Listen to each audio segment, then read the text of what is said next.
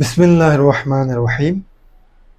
আগামীকাল ৯ জিলহজ, আরাফার দিন। আরাফার দিন অত্যন্ত বরকতময় ও মর্যাদাপূর্ণ দিন।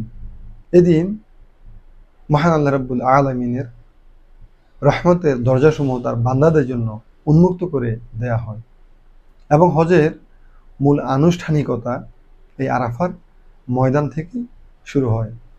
রাসূল সাল্লাল্লাহু আলাইহি ওয়াসাল্লাম ইরশাদ করেন, যে ব্যক্তি আরাফার দিনে রোজা রাখবে, আল্লাহ রাব্বুল আলামিন তার অতীতের ১ বছরের গুনাহ মাফ করে দিবেন এবং ভবিষ্যতের ১ বছরের গুনাহ মাফ করে দিবেন। সুবহানাল্লাহ।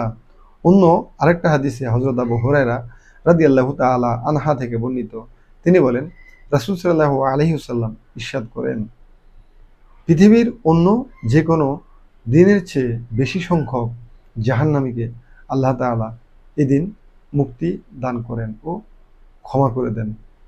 হাজীদের আরাফার ময়দানে অবস্থান করা ফরজ এবং সকল হাজীর দোয়া আরাফার দিন আল্লাহ তাআলা কবুল করে নেন।